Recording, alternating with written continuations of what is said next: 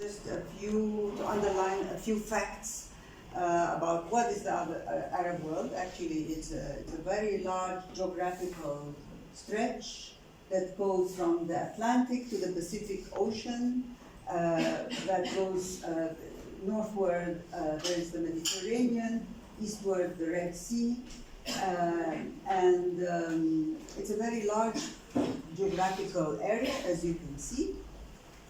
And actually, it occupies, again, I'll go back to the map, the north of Africa, or North Africa, and West Asia. And of course, there are, as in other parts of the world, there are terms to designate this area of the world that are really colonial. So this area of the world, in many books that you will come across, is referred to as the Middle East. And many scholars don't like this term Middle East because it's Middle and East in relation to what? In relation to colonial powers, right? France and England colonized part, or good part, and Italy as well, a good part of this geographical area. So North Africa, namely Morocco, Algeria, and Tunisia, and Lebanon and Syria were French colonies. The rest, such as Egypt and Iraq, were English colonies, and Libya was an Italian colony. So scholars today don't like to use the Middle East because it really brings a colonial heritage, which is still there, and some of the conflicts that are happening are in fact, unfortunately, the result of colonial heritages. But anyway, and of course in the music also, there are of course genres that are hybrid, they are mixed, they are the result of a mixture. And this is very interesting for us as scholars to study. So what I want to tell you is that also this area is sometimes referred to in more neutral terms, such as using the term MENA. MENA, Middle East and North Africa. So at least the North Africa is a geographical reference. Okay, so you know where that we are talking about a huge stretch. I also want to say that both in terms of music and in terms of other aspects of culture, scholars have looked separately, and actually there are very important distinctions between what is called the Maghreb, M-A-G-H-R-E-B, which literally means the West, Gharb, from the Arabic Gharb, and the word for southern Portugal, for the region of southern Portugal called Algarve, comes from the Arabic word Gharb. In fact, the Portuguese language is full of Arabic terms, and this is a very, very interesting aspect, a cultural aspect. Of course, there are also some musical influences, but this is another topic. So the Maghreb, and then there is the Mashriq, which is the eastern side. So from Egypt eastward, especially including Syria, Lebanon, Palestine, etc., this is the Mashriq. And it's an area that is distinct, culturally distinct, M-A-S-H-R-I-Q. So the Maghreb and the Mashriq. I will be talking about Arab music in the Mashriq, but especially in Egypt. Yeah, Mashriq, with a Q. See? Yeah, with a Q. Q the thing. Because in Arabic it's Qaf. Mashriq. So Mashriq, exactly. Okay, another aspect to take into account. That we are talking about 19 states, 19 nation states, formerly formally constituted. We are talking about 456 million people. We are talking about, why do we talk about the Arab world and Arab music? Because there is a lingua franca, which is the Arabic language. And I want to point out to you that in the Arabic language, there are at least two modalities for communication. Classical Arabic, which is the written language, and in the song texts we're going to listen to, this classical language is used because it's sung poetry, but there is also the colloquial language, which is what is spoken. And also there are songs with colloquial poetry as well, except that the colloquial Arabics, the different ones, the different colloquials, are not understood across the region. So for example, when I go to Morocco, I can understand maybe 20% because I speak Egyptian Arabic. And I did field work in Oman, which is in southern Arabia, and it took me a few months to really understand fully what they are saying. Except that if we communicate with people who are highly educated, we have the classical in common, so we can communicate. That's important to take into account. But there are other languages as well, such as the Berber language. It's called Amazigh, which is spoken across North Africa, as well as Arabic, so people are bilingual usually. There's the Kurdish language, because there are Kurdish minorities, for example, in the north of Syria, in Lebanon, in Iraq, and the Kurdish language is distinct. There's the Nubian language in the south of Egypt, and so forth and so on. So Arabic is not the only language. There are also different ethnic groups connected with these languages and cultures. And this is the birthplace, especially, of course, Palestine, the Arabian Peninsula, is the birthplace of Judaism, Christianity, and Islam. So these three religions have also had a tremendous influence in configuring the whole area. This area has very, very long histories. Just to remind you, ancient Egyptian history goes back 5,000 years. Mesopotamia and Syria also had the Assyrian civilization. So there's a very, very long history. The whole area was dominated by the Ottoman Empire for 500 years, and that's a very important influence musically as well. And then, as I mentioned to you, in the 19th and 20th century, a good part of the 20th century, until the mid-20th century, France colonized North Africa, and England basically colonized or had a very strong influence on the rest. Italy was a colonial power in Libya. But of course there were, as everywhere else in the global south, nationalist movements and of course independence from these colonial powers. So at least you have some framework so that we're not talking just in the air.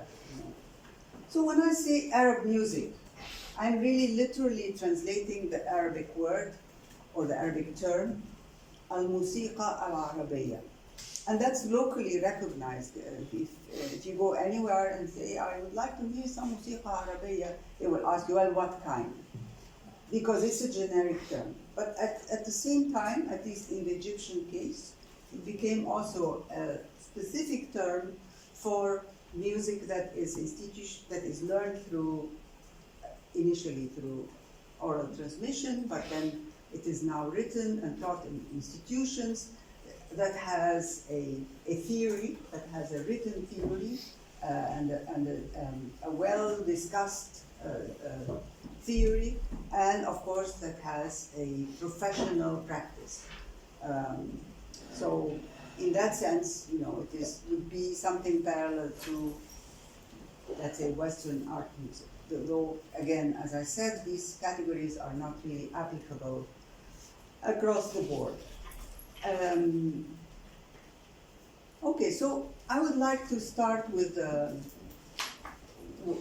some sound.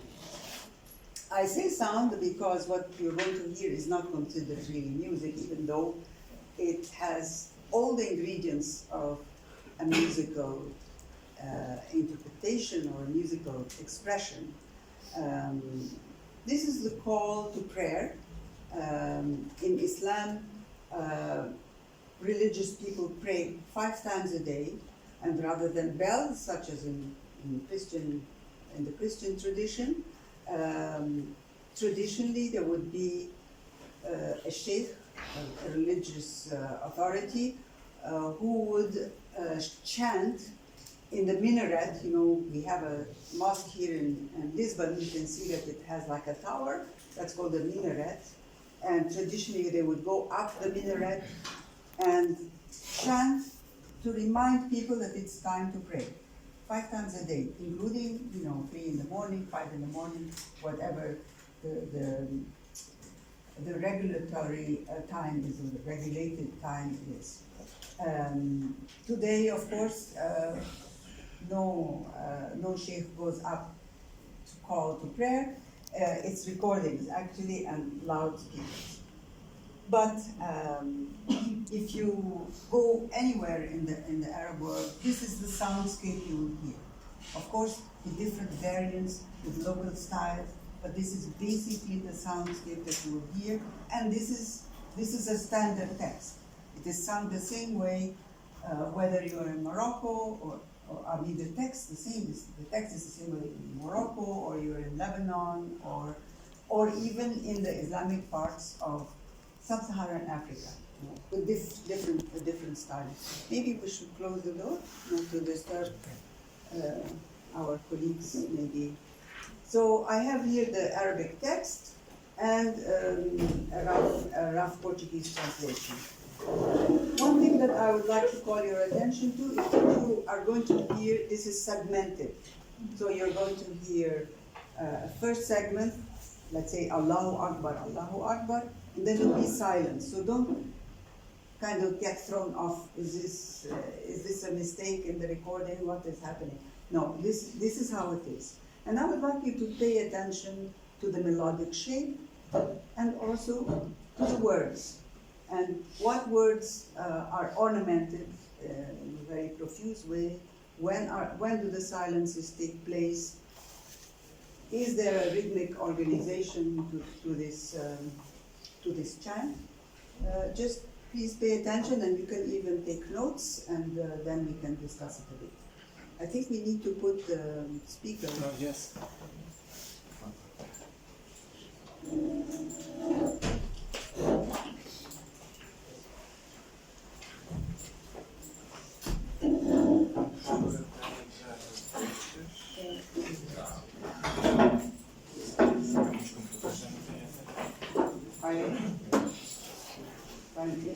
Já tenho 6 anos ou mais.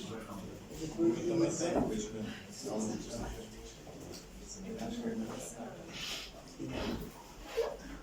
Allahu Akbar, Allahu Akbar.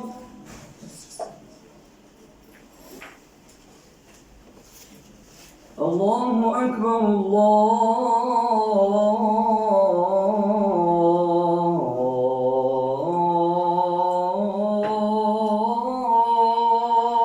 Akbar.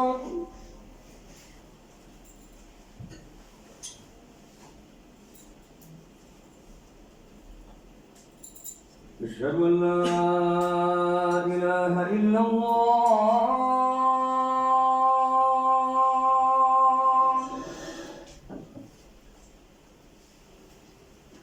أشهد أن لا إله إلا الله.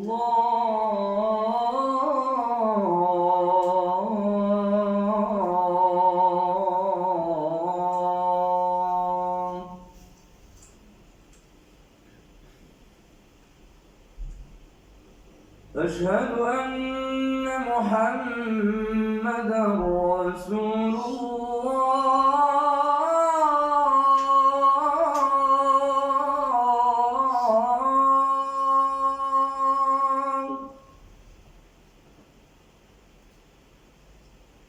أشهد أن محمدا رسول الله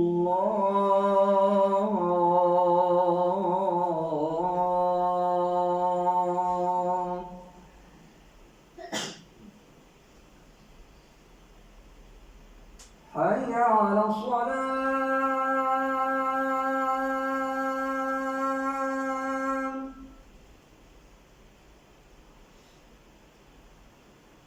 حي على الصلاة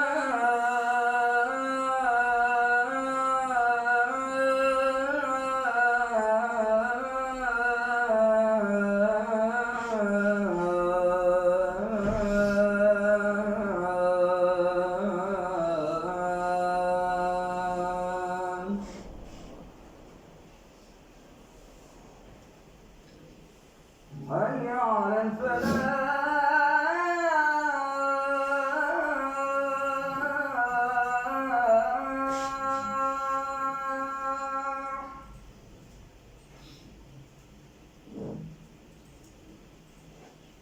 حي على الفلاح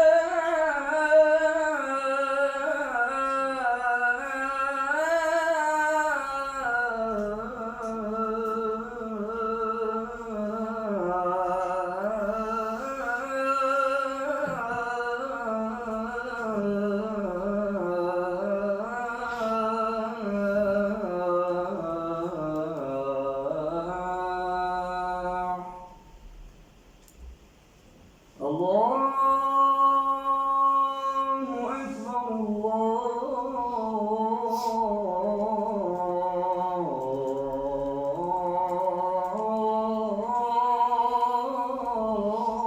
أكبر الله أكبر لا إله إلا الله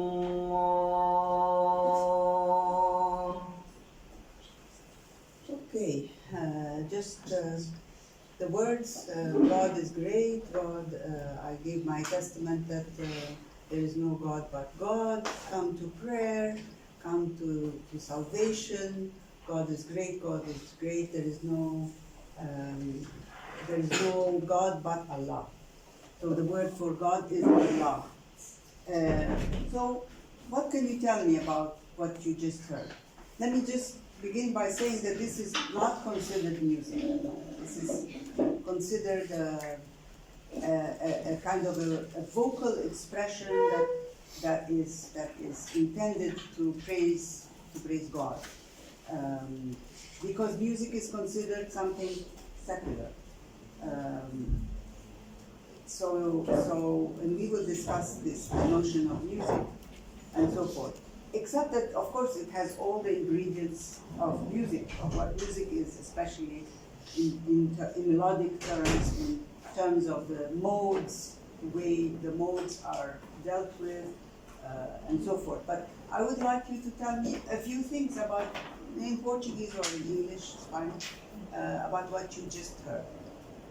What struck you here?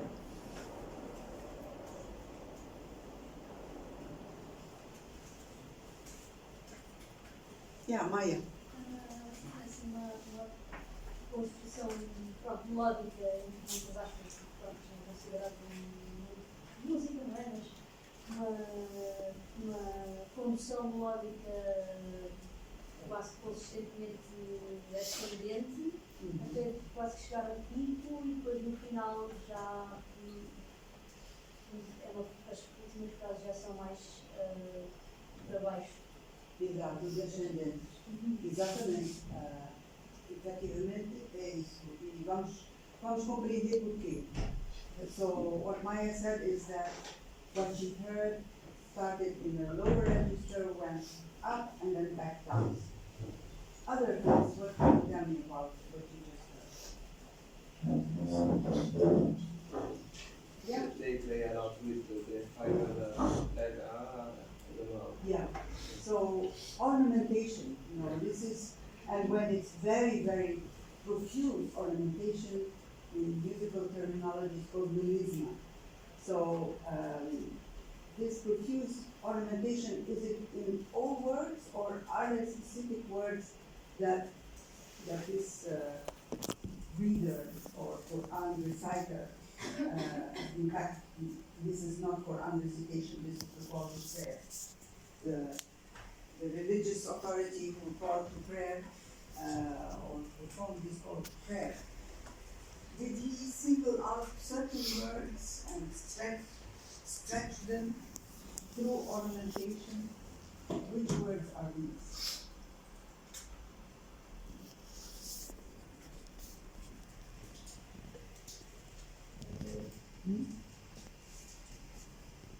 I mean, I know you don't read or speak Arabic, I understand that, but I transcribed for you the text. So what words? Yeah. Yes, please. It was Allah, without God. Allah, that's right. And what else? And Muhammad. And Muhammad. Yes, very good. Excellent. So, this is actually corresponds to a melodic matrix or basis that is very important in Arab music and in Quran recitation and in the call to prayer, called the maqam. It's a kind of a mode, and there are, in practice, there were like 50 of them or more, but today there are about maybe 12. M-A-Q-A-M. Maqam, and we are going to understand what the maqam is, how it's organized, and so forth. So let's move. So as I said, that Arab music is a generic concept, but at the same time it's also used as a specific concept. And in this region, as in many others, vocal music predominates. So the voice is really central here. Whether it is classical poetry that is sung, or religious poetry, whether it's secular or religious, or poetry in colloquial narrative.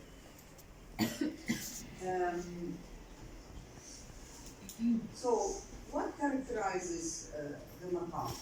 It's actually, you can think of it as a scale.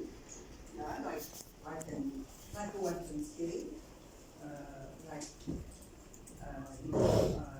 C major or Do, major, minor. But it's not only that. It is also a very specific way, because sometimes the notes are the same, but the maqam is different. Because the way you treat the melody. So the melodic development is very important.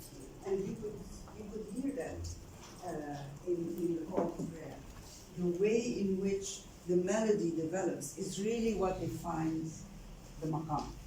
The way the melody is worked out. So there are specific melodic patterns that are associated with each maqam. It is not just the notes of the scale as in Western music. Also, this music is essentially either monophonic, which means just one vocal line, is what we heard. This is in music terminology. This is called a monophonic music. Mono meaning one, and phonic meaning sound. But also, the voice is very often, as we will hear in examples, accompanied by instruments. But the accompaniment doesn't carry any kind of harmony. Like in Western music, it is a heterophonic accompaniment. What is a heterophonic accompaniment? It is more or less replicating the same melody, but with a lot of ornamentation. We will listen to some examples. Now, one important thing to remember also is that this music was written down relatively recently, maybe 50 years ago. But creativity, individual creativity is very important. Both, if the same singer sings a song or a vocal form several times, he or she has to sing in a different way. And I will go into this, how this happens, why it happens. In other words, this creativity the way you deal with the mode, the way you express the poetry, the meanings of the poetry through music is central. And ideally, in a good performance of Arab music, you're supposed to evoke emotions. The music is supposed to evoke emotions in the public and in the singer and instrumentalist himself or herself. This is called tarab. So there is a tarab culture, if you like, and I'm not inventing this word. A colleague of mine, Rasi, originally Lebanese, professor in the University of California in Los Angeles, wrote a wonderful book about Tarab culture, how emotions are evoked through music performance, and what is the role of the musician, but also what is the role of the audience. And this is something I want to really emphasize. The audience plays a really important role. Traditionally, the audience does not sit passively listening to music, as you know, the rules of a Western concert hall dictate us to do. We're supposed to sit and listen in the dark, preferably, and then clap at the end. That does not happen here, ideally. What happens is you interact with the singer. You say, fantastic, what a nice phrase. Repeat again, what a nice ornament.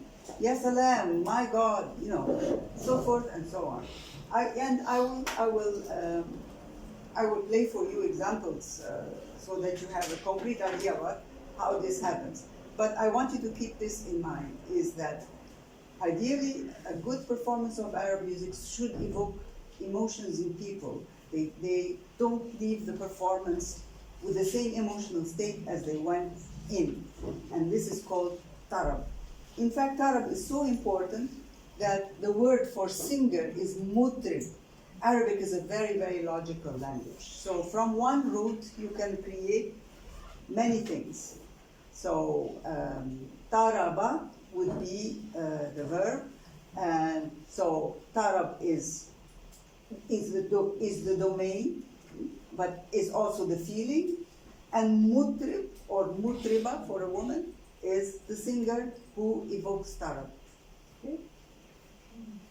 And then, of course, there is a rhythmic organization called the iqa, and you will be introduced to several iqa'at, and one particular maqam which I will work on so that by the time I finish session 2, you're familiar with that one maqam. Of course, there are musical forms as well, but there's also free rhythmic improvisation, both for instruments and for the voice, called taqsim and layali. We will listen to those examples. And in a way, what we had here, even though we had a fixed text, but the rest is improvised. The call to prayer is never exactly the same, never. It's always different. Even though you might want to emphasize the same word, the word for Allah or the word for the Prophet, but it is always different, and this vocal creativity is very important. Of course, there are also specific forms, instrumental forms, vocal forms, which I will introduce you to. I just want you to have an overall framework.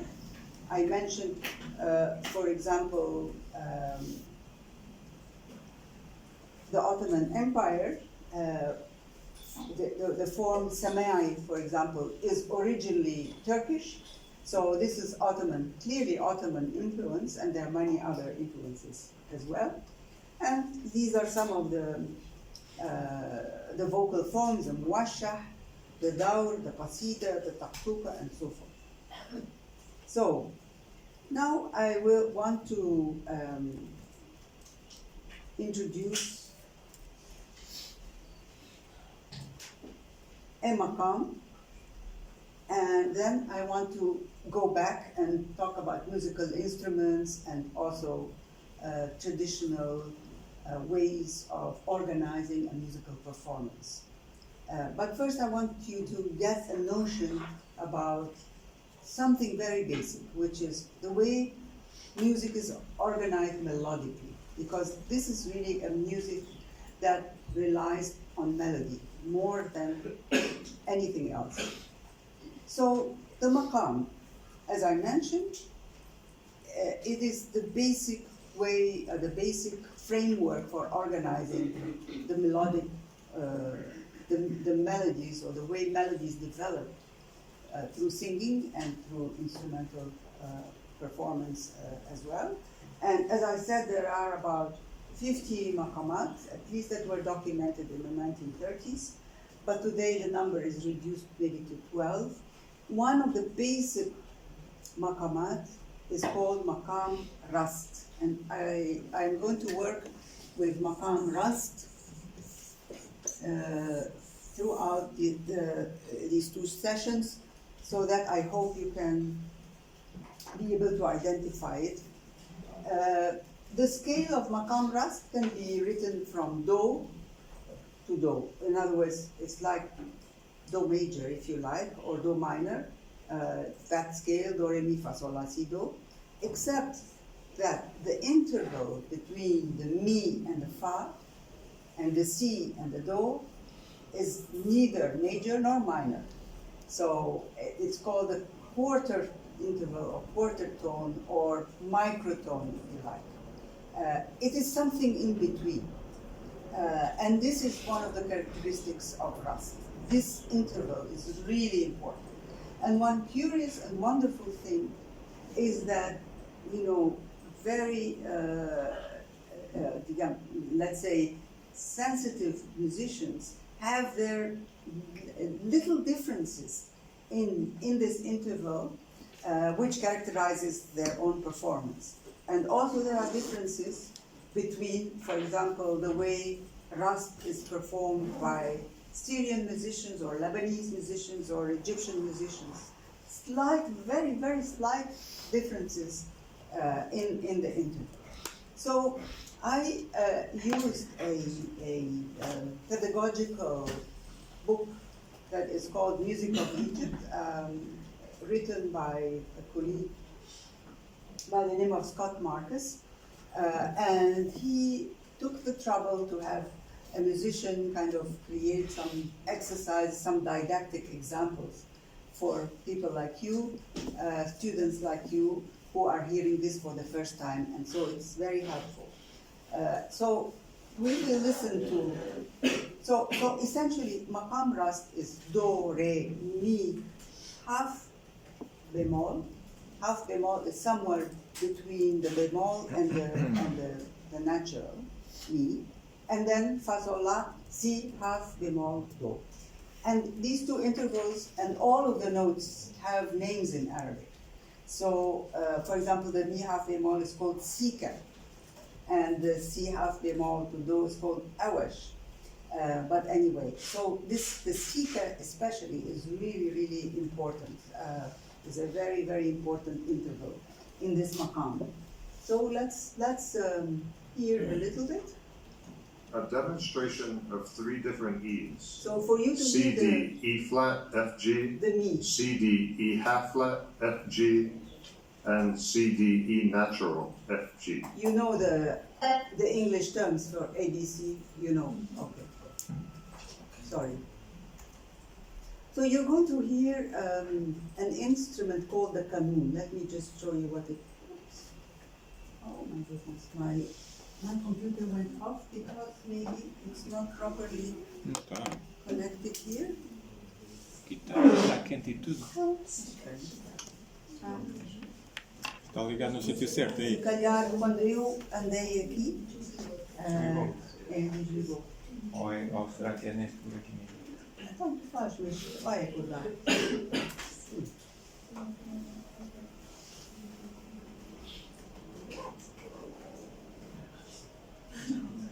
A bateria está a precisar de ser modificada. Não, mas está quente? E se calhar quando andei aqui, tirei isto um bocadinho. Meanwhile, do you have any questions? Isto é retirado daquele livro amarelo pequenino francês. Seria em França, Não. Não é assim. Não, isso é. Eu será que na quarta tem assim? Ok. Não, eu posso enviar um PDF das páginas que estão dentro. Não é esquisito.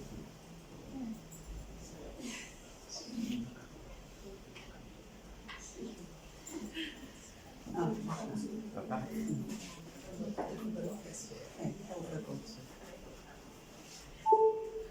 Oops.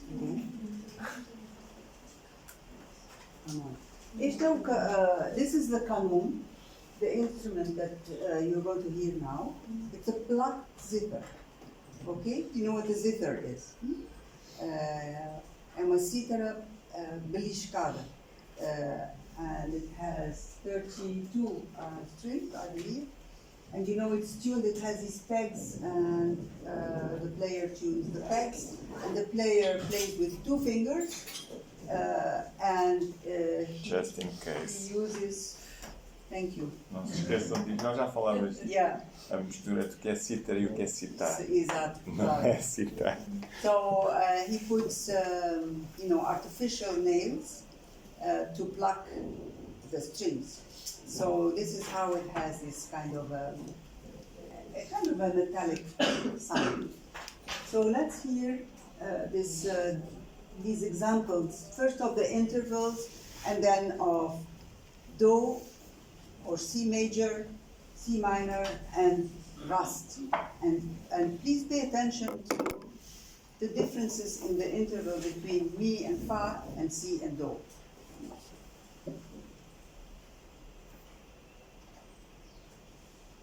A demonstration of 3 different E's: C, D, E flat, F, G, C, D, E half flat, F, G, and C, D, E natural, F, G.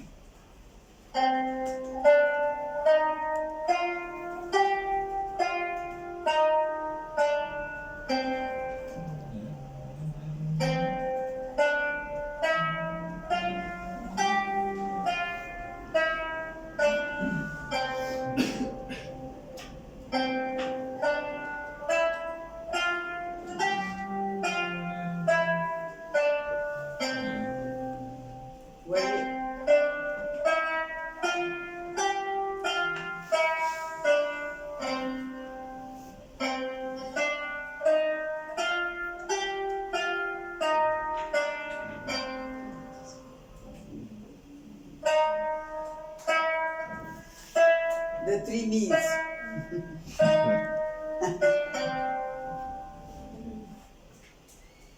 Were you able to hear the difference? For us, it sounds like out of tune. I say for us because, I grew up with Western music. I studied piano as a child and adolescent in the Cairo National Conservatory. And I went to New York to continue my studies in piano in Manhattan School of Music, which I did. I did a master's degree in piano, and then I discovered ethnomusicology and was completely seduced. So while I grew up listening to Arabic music and Quran recitation and so forth, it was not really my musical tradition.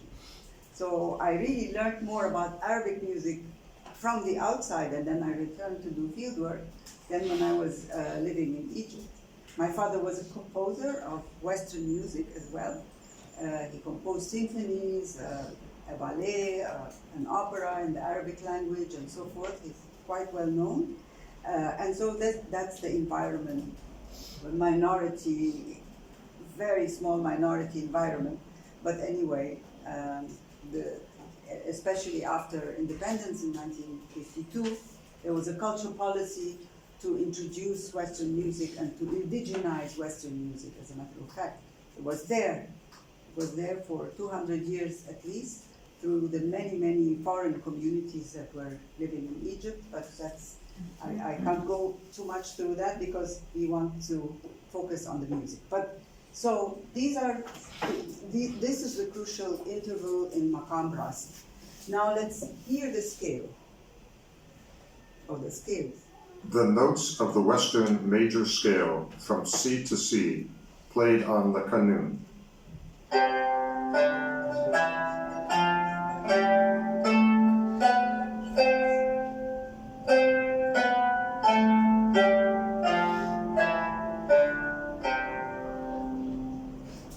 The scale of Maqam Rast, also from C to C.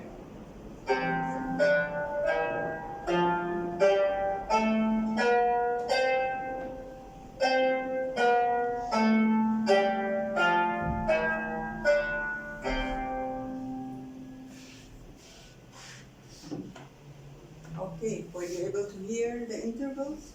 So now I'm going to play you more examples of maqam ras, but in this case, these are actual compositions, not, or improvisations rather, not exercises for ear training exercises, let's say.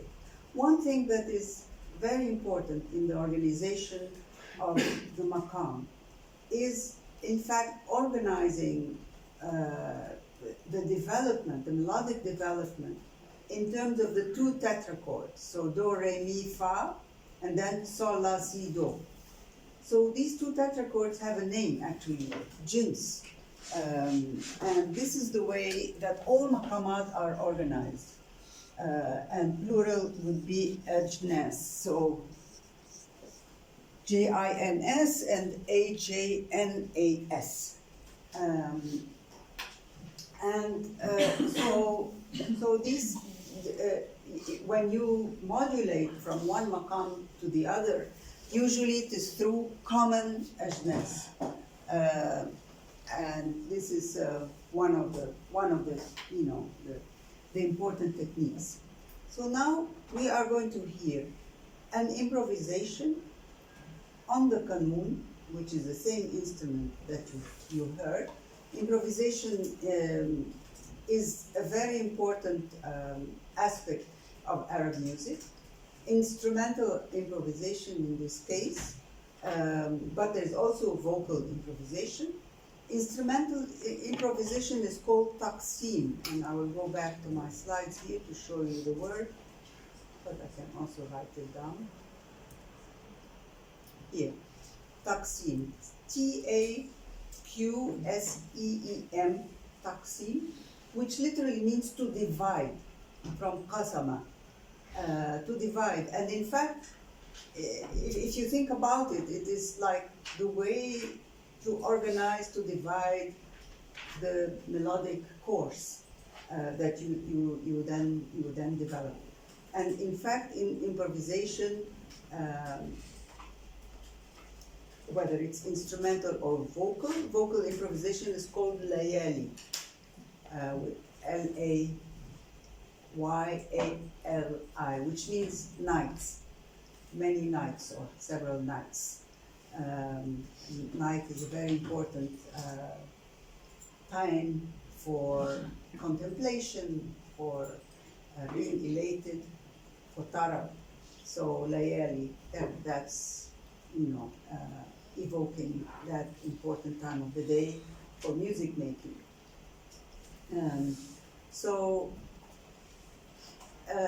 Here you will see that maqam ras is developed first the lower tetrachord, do, re, mi, fa, and then the upper tetrachord, so la, si, half bemol, do. And mi and fa, the interval between mi and fa is this sika, which is, you know, also called like half bemol if you want to adapt the Western terminology. And as I mentioned, the qanun is a plucked zither in trapezoidal form. It has 26 orders of strings, three strings usually, and it is played with both hands. So here is an example of an improvisation in maqam rast, a taqsim in maqam rast. The two tetrachords of maqam rust, rust on C and rust on G. And this was supposed to be.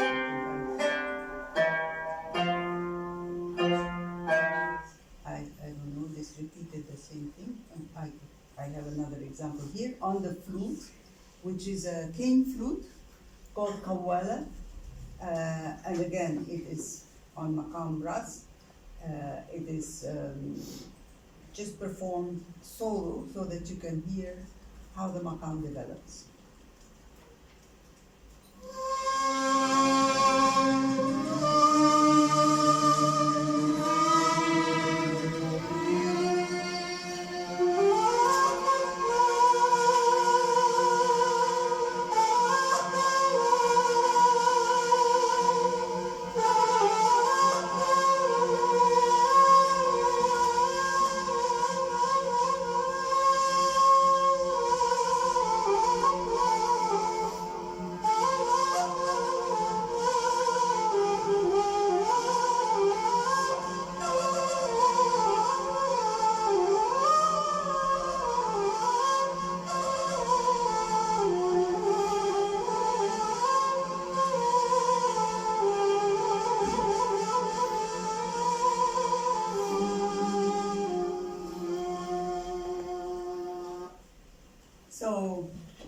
what happened here. It's a very nice example, though it's not a didactic example, it's a real example. Of course, there is more, I just selected this little segment because it's so clear, the maqam, and also so clear what he does, at least in this segment. So tell me, what did you hear? If you want to hear it again, I could play it again. Want to hear it again? Okay.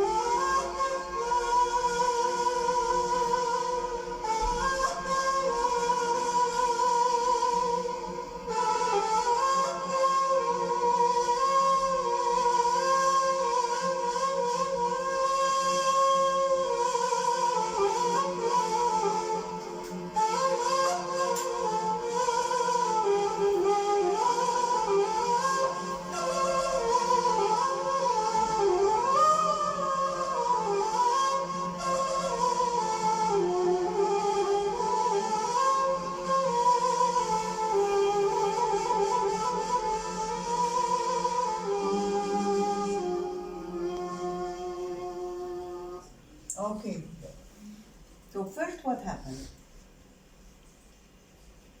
Did you hear that how he worked the first tetrachord and then the second tetrachord? Did you hear this organization in two tetrachords really clear? You know, so in the first tetrachord, did he do anything? Did he develop anything, or did he just play the notes? Yeah. He just played it. He just played the notes, exactly. And I chose this one on purpose because it's so, you know, he puts you in Rast, in the first tetrachord of Rast, he grounds you in it in a way, you know. And what happened in the second tetrachord? What did he do? How did he work around the different notes? What notes did he emphasize? Yeah. You hear a lot of trills. Okay. Something like- Around what note? Or Uh, what notes? For me, as it sounds like as my Western tuned, Yeah, sure. I think it was between the La and the C, B half tone, but I'm not sure. Yeah. And he emphasizes those ones, and then you hear like sometimes a sharper note, which I think is the B flat and a half, Mm-hmm. right? I'm not sure. Yeah. And you have like this continuous, this continuum bass. Drone. Yeah. That's called a drone. Okay. Like in Indian music, you also have a drone. Yeah. That's common, you Which know, is- because it yeah. keeps the musician grounded, you know. Yeah. Which is just playing like, if I'm not wrong, a continuous do. Right? Yes, It yes. doesn't change, and then in the last like bar it changes to a re, but we don't do the re. Okay, good. And more? You think that you agree with him? Do you hear something else? Part of the purpose of this course is to teach you how to listen to different sonorities and try to analyze the music orally by just doing careful listening. I'm going to play it again and then I'll stop to point out, okay? I have many other examples, but it's good to ground at least one, you know.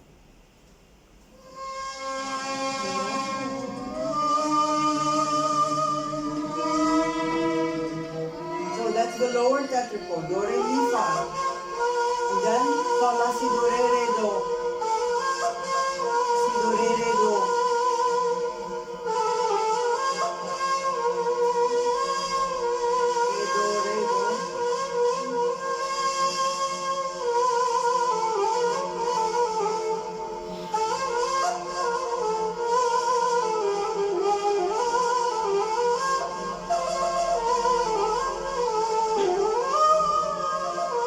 So he does. So la, si, do, re, do, re, do, re, do, si, do. He hovers around the si, do, and re, do, emphasizing, you know, the main note of rest, which is the do, but going back and forth And each time it's different, right? Each time he doesn't repeat the same, even though the notes are the same, but the ornamentation and the melodic development is different.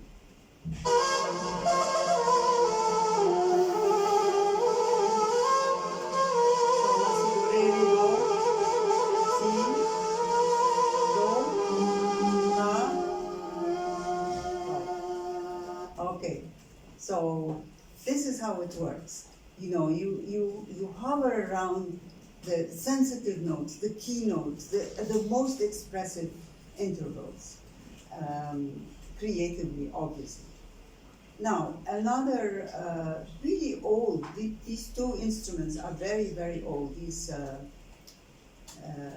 cane flutes. In fact, if you look at ancient Egyptian reliefs, you know, reliefs are when they carve in the stone hieroglyphics, you know what hieroglyphics are?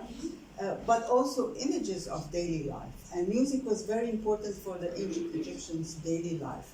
And they had instruments. Does anyone know what instruments the ancient Egyptians had?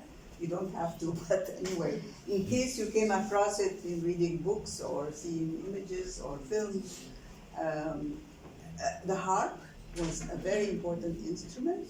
The long-necked lute, it's a lute with, it's like the Persian lute, with a very long neck and a small body, and the cane flutes.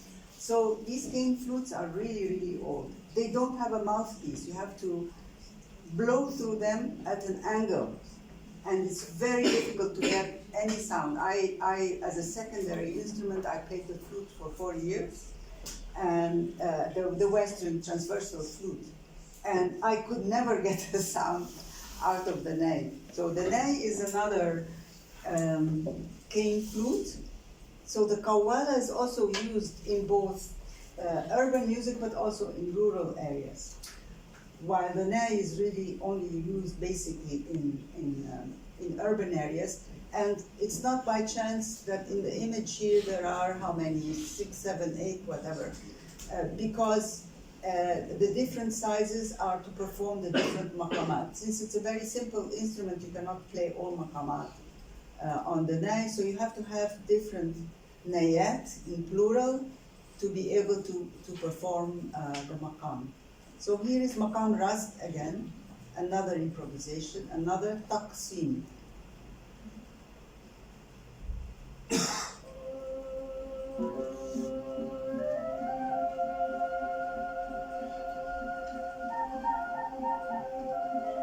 Again with a drone.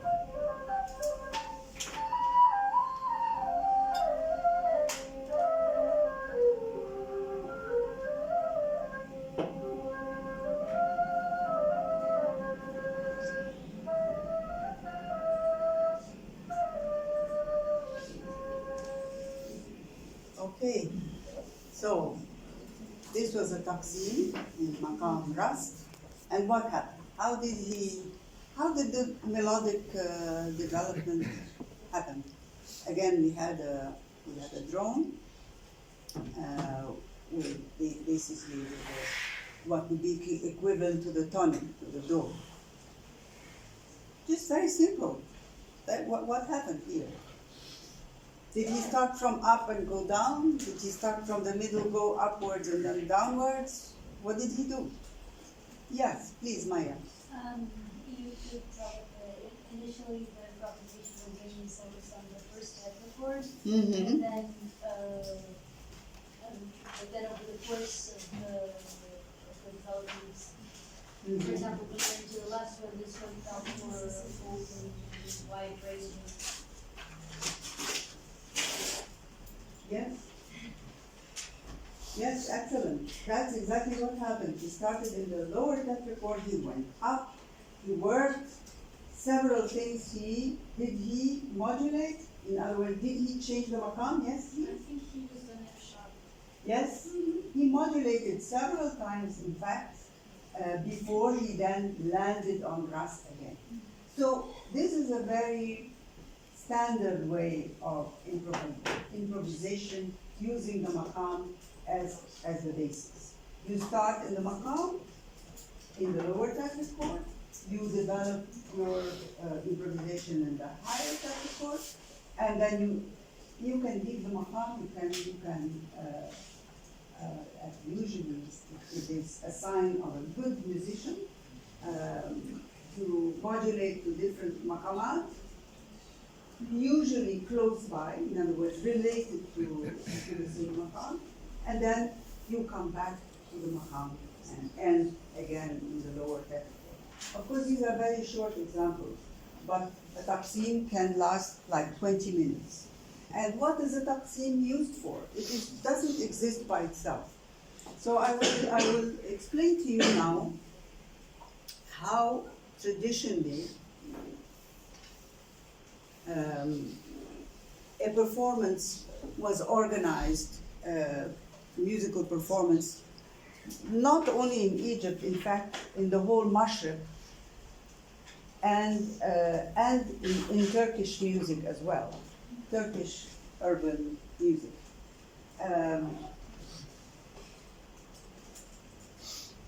A performance would be conceived as a whole made up of parts. So, in a Western Symphony Orchestra concert, we can have an overture, and then we can have a symphony, and then we can have a violin concerto or a piano concerto, right? Here, all the pieces are actually interconnected. First of all, it is like a suite form, and usually the suite form is in the same maqam. So you would start with a taqsim, with an instrumental improvisation like the one you heard. Why? So that you set the mood of the maqam. See, it is not like in Indian music where each raga has a time of day and a certain feeling, right? Here, yes, to some extent. So maqam rast is considered like open and happy, and while maqam saba, for example, evokes rurality, sadness, and so forth. So anyway, so this suite form would consist of instrumental introduction, usually a taqsim, followed by a musical composition, an instrumental musical composition, followed by a vocal improvisation called layali, and then followed by a very long vocal form, qasida or dawa. So these parts are all interconnected, and they are all usually in the same maqam. And this is the function of a taqsim, in traditional performance, is to really set the mood for the audience and for the musician. And there is a word for this. The word is sultana. Sultana means that you became like a sultan. In other words, you feel comfortable in this mode, you are really involved in it, you're completely engaged, you're completely enveloped. You're swimming in maqam rast, or in maqam bayati, or in maqam sala, whatever the maqam is. So there is a very specific function to this taqsim, it's not just to show off your musicality. It is really to prepare the singer and the audience in the mood of the maqam. So this is something important to keep in mind in terms of the function of the taqsim. So, going back to the maqam, we said that it is based on a scale made up of 2 tetrachords, but it's just not the scale that defines, not only the scale that defines the maqam, it is the melodic course. It is the way you develop the melody. And one thing that is also, I think you notice, is the importance of cadential formulae. In other words, the way you end. And we notice this both in the call to prayer and in the taqsim. You don't just end, like mi, re, do, and that's it. There is no chord. So there is a whole way of cadencing, of finishing a phrase, and even more important is finishing a composition. So I will play you another example in maqam rast. This time with a very important instrument, both for the Arab world and Europe and beyond. This is the oud. In Portuguese it's called alud or alaud. Exactly, it comes from Arabic, and in English it's flute, and anyway, and even there is a term for instrument builders, string instrument builders, luthier, which comes from French actually. So anyway, this instrument, which is a pear-shaped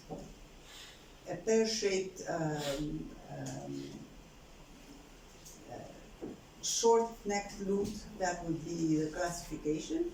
As you see, it has a short neck and a huge body that is pear-shaped, usually 6 strings, and it's really the classical instrument. It is the instruments, for example, that composers use. In Western music, it's often the piano, or for popular music, it's the org, but in Arabic music, it's really the oud. So many composers use the oud as a tool for testing their compositions and creating their compositions as a matter of fact. So this is an instrument that originated in this part of the world and traveled to Europe in the late Middle Ages, was adopted in the 16th century as well, as an instrument to accompany singing, essentially. And it also traveled east. So traveled east to Arabia and then even as far as Indonesia. So it is a really important instrument in Arab music and in Turkish music as well. In Persia, no. In Iranian music, they have a great musical tradition. They have long neck lutes with a small body. So with a long neck and a small body. So let's hear maqam rast, a taqsim in maqam rast, so that you hear also the sound of the oud.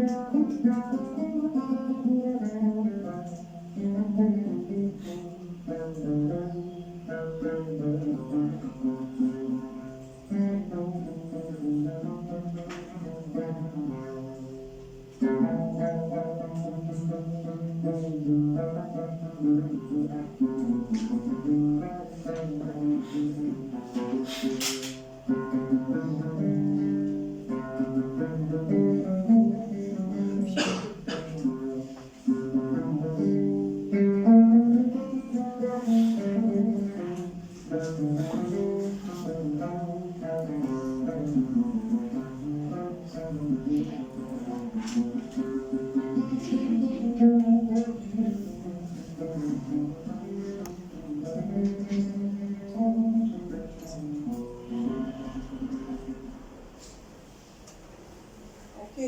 so I forgot to say also that there are no frets on this instrument.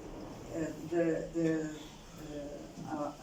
alaoud, European alaoud has frets, so the instrumentalist knows where to fret. But here it's unfretted, and this allows for very, very subtle intervals, playing with subtle intervals. Anyhow, so how did this taqsim develop? In very generic terms, you know, I don't expect you to do any kind of detailed analysis. And did you notice the cadential endings, both in the middle of the course of the improvisation and at the end? How did he develop it? Bye-bye. I hope it's not because my class is boring. No, no. Okay. It's okay if you don't like it, I hope you learned something. So, yeah. How did he develop this taqsim? Was it the same thing, from the lower tetrachord to the upper and then back down? Did he do anything in the middle? Did he modulate? You want to hear it again? Okay.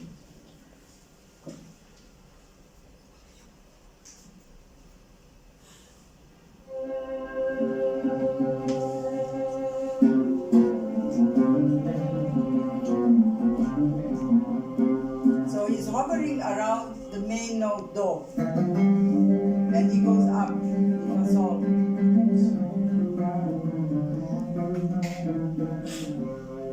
Back to do. And he goes the upper octave. The upper tetrachord,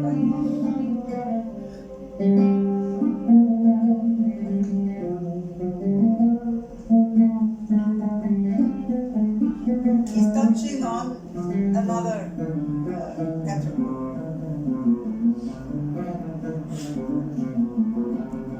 Back to the lower tetrachord, the do.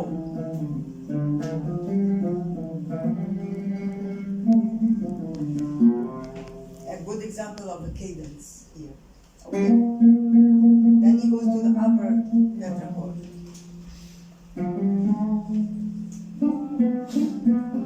Touching on other maqamat.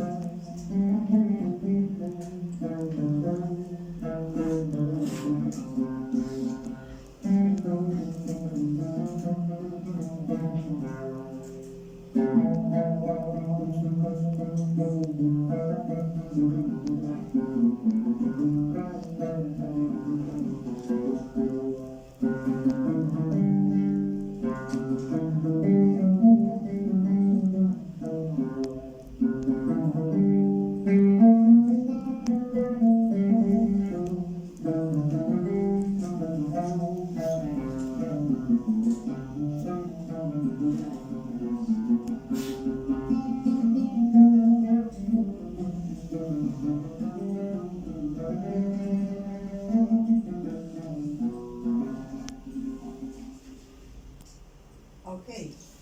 Was it clear now? What can you tell me? Yeah. It's okay, even if you interpret it in a different way, it's fine. Sometimes it has like melodic configurations Mhm. that go down from the scale. Yes. And it jumps again up. Yes. And other times he uses that to make an ondulant like Yes. melody. Yes.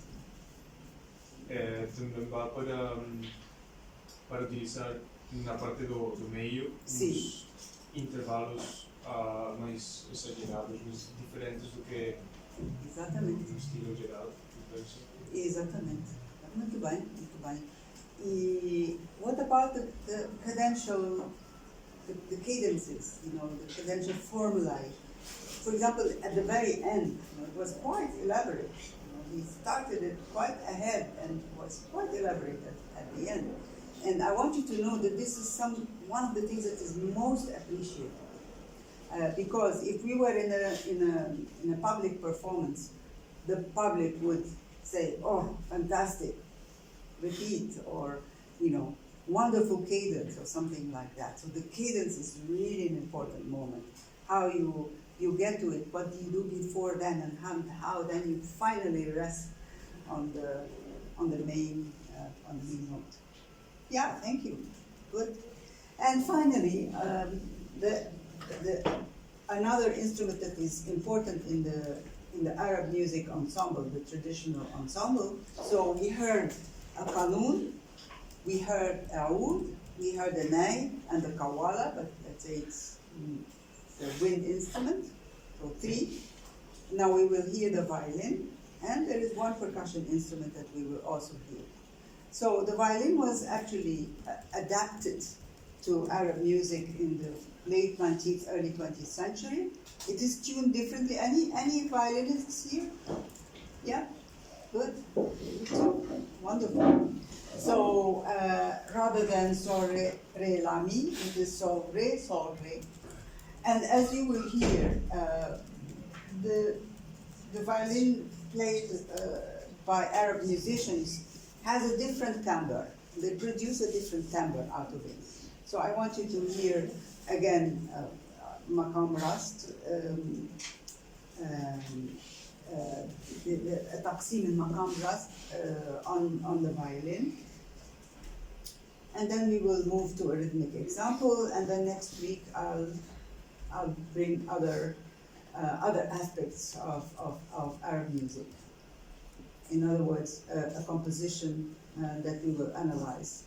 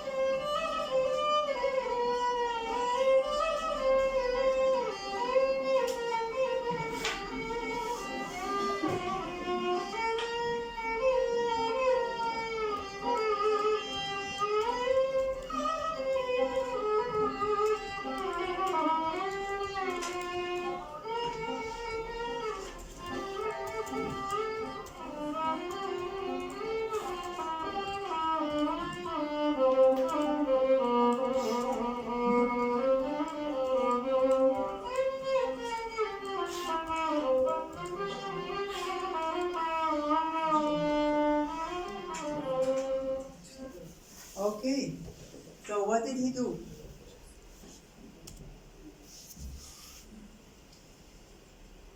Did he only work one tetrachord? Did he work both? Did he start from the top and go down? Did he do the opposite? What did he do?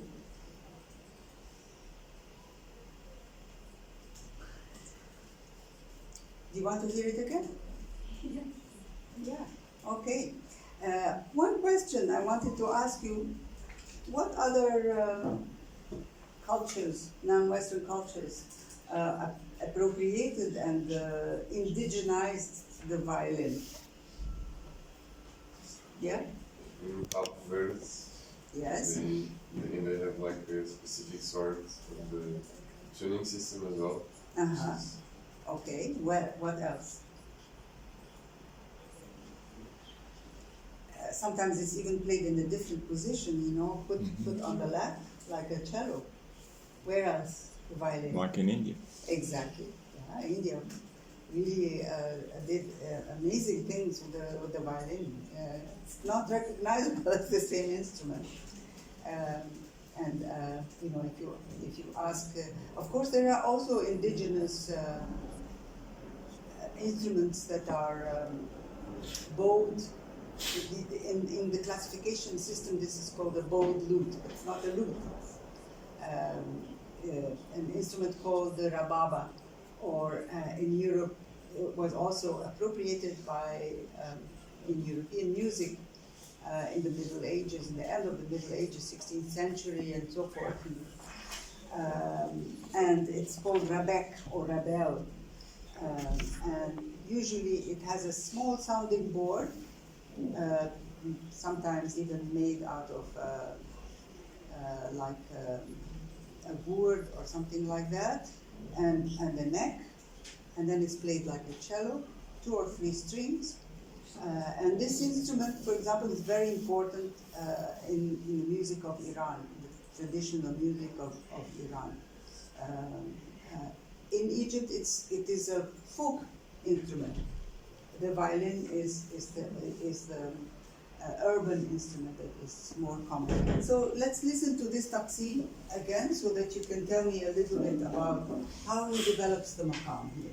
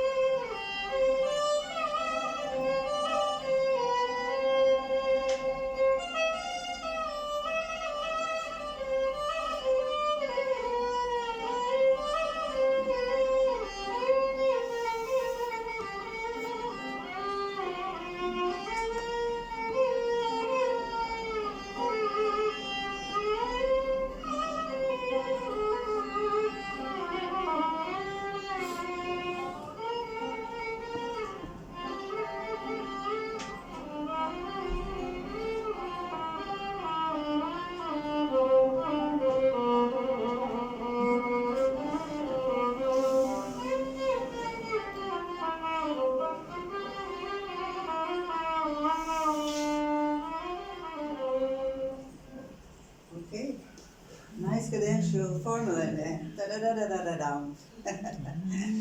All right, so how did he work out this taqsim? Yeah, please. This time he used more kind of melodic rhythmic groups that were going like making patterns. Yeah. Most of the times going down with exactly more or less the same pattern, which I find different in the previous examples. Okay, good. More? Those of you who are violinists, what do you think? Does it strike you like a different sound? I don't know. What do you think of hearing the violin played like this? You can tell me in Portuguese if it's easier for you.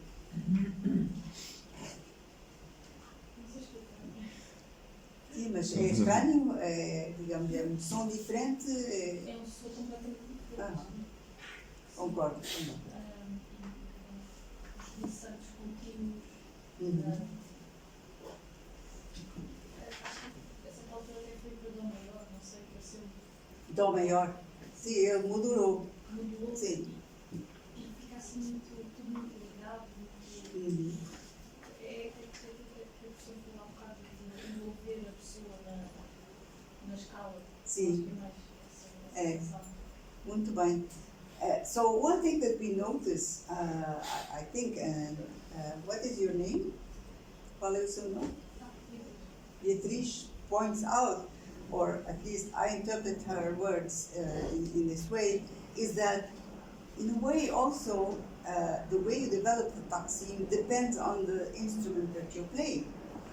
With the violin, you know, you could go up and down much quicker and much easier than for that. And musically, it sounds better. It's like a rounded approach. So it's interesting also to think how the instrument itself conditions the way you develop the improvisation. And finally, just so that you don't leave with the idea that in the Arab world there are no percussion instruments, I'll just play one percussion example of also an improvisation, and then next time we'll talk about the ikar.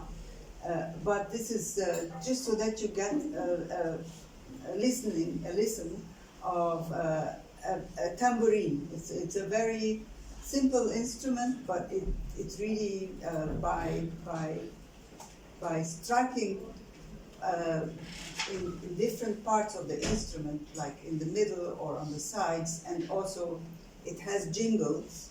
By also playing on the jingles, you really get an amazing number of sounds. And so here I would like you to listen to this rhythmic improvisation on the riq. It's called riq, R-I-Q.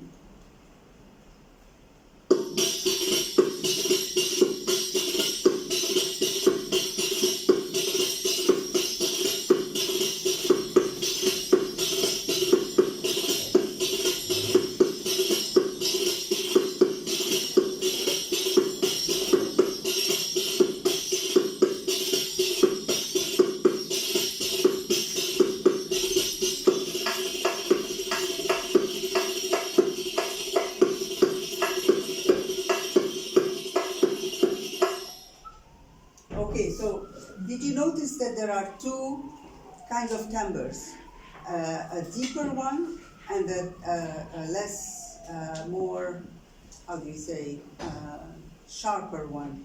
So actually, these are the two timbres in the rhythms that are used. They have even a term, dom and tak.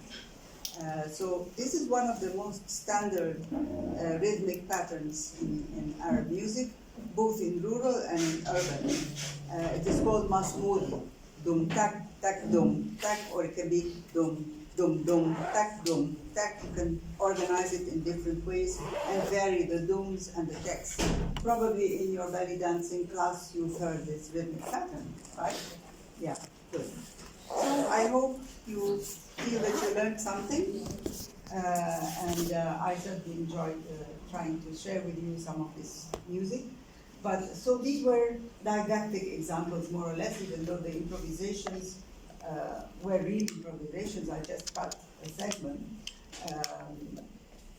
I wanted you to, leave today getting a good feel of Maqam Rast, so that you can work on performances in Maqam Rast, vocal with a voice and instrumental accompaniment, and learn more about improvisation, both vocal and instrumental, and composition as well. So if you have any questions, I'd be happy to try and answer them. Yes? I have just one question that I found funny. You talked about an instrument, like it's similar to the violin, which they call Rebecca, right? Yes. Rabab. Rabab? Yeah. But, or Rababa. Rabab, okay. Yeah. The European version of the Europeanized version of the name. Yeah. Okay, but what is it exactly? What is it? How does it work? Let me see if I have here. I do have it. I'll show you. At least you can see the answer.